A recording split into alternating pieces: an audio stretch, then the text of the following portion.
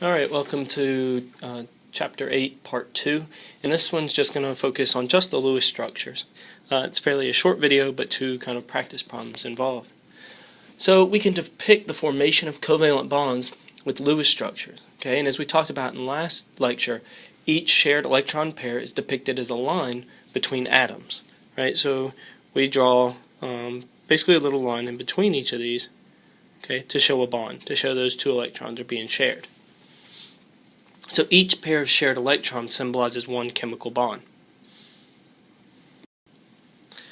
Alright, so let me explain to you that this is very important, that you can draw Lewis structures for molecules.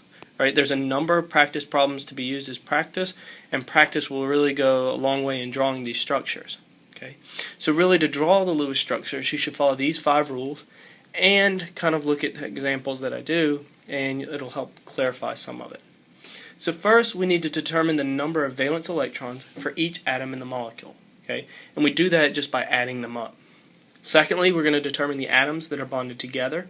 So either you'll be told a particular atom is the central atom, or you can assume that the nonmetal is going to be the central atom, if not told directly. You can complete the octet around each individual atom, place leftover electrons on the central atom, and then add multiple bonds, okay? Really, the best way to see this is through an example. So, this example asks us to draw the Lewis structure for H2O. Okay, so the first thing we need to do is determine the number of valence electrons. So, we're looking for the number of valence electrons. Okay, and so if we think of H2O, that means that we have 2 hydrogens. Sorry about that.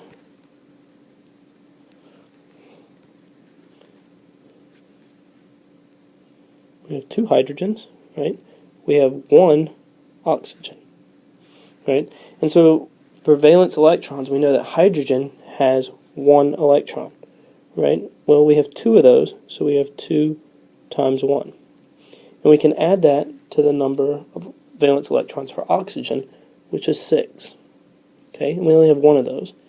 And so if we add those up, we basically get 8 valence electrons. Okay. The next thing we can do is actually draw how these are bonded together.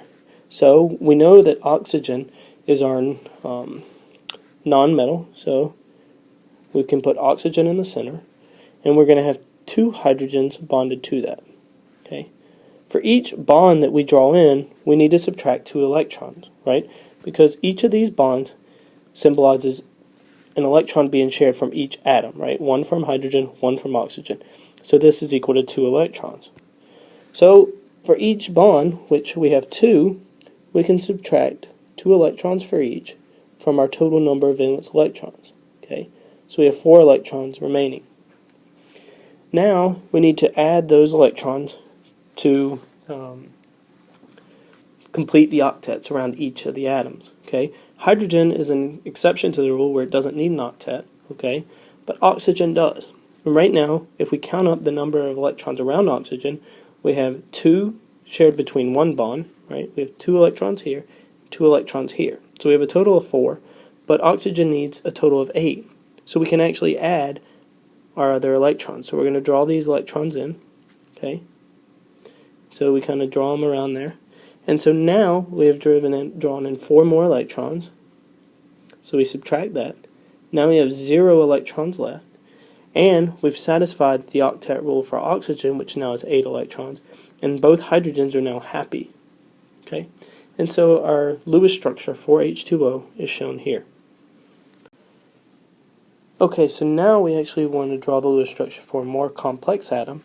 And so actually we're going to draw the Lewis structure for PCl3. Okay, so the first thing we need to do, like we said, is determine the number of valence electrons.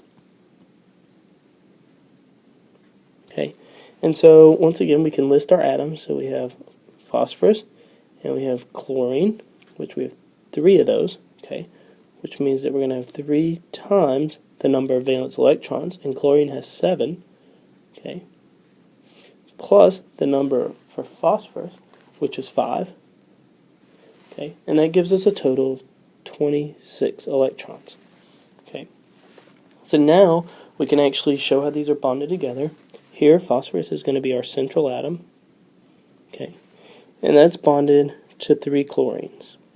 So we have Cl, Cl, and Cl. And so the more of these you do, the more you understand how they're bonded. When you have something like PCl3, that means that the phosphorus is going to be attached to each one of those chlorines. And so the more of these you do, you'll really clarify that.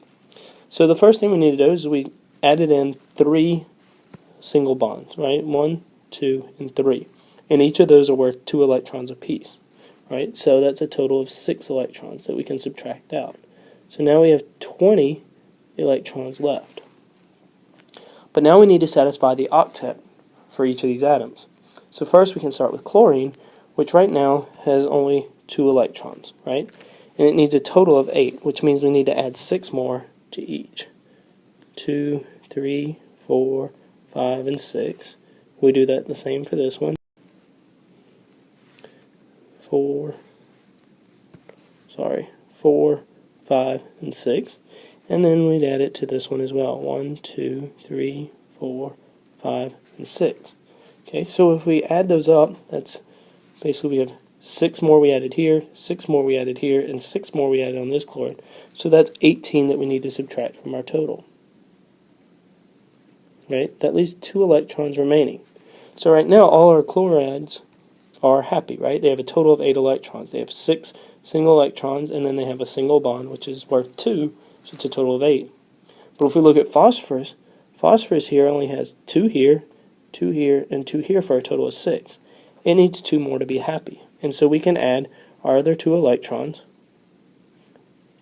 on the phosphorus, okay, which then we can subtract out those 2 electrons, which means we have no valence electrons left, and we satisfy all the rules of each of these having complete octets. Okay, and so our valence or our Lewis structure is now shown. Okay, so make sure you go through and practice these. It does help to write out the number of valence electrons, then draw out the structure, how it's connected, and then start to satisfy the octet for each one of these. Okay, in the next video we'll kind of clarify some of this as well. So this is draw the Lewis structure for CO2.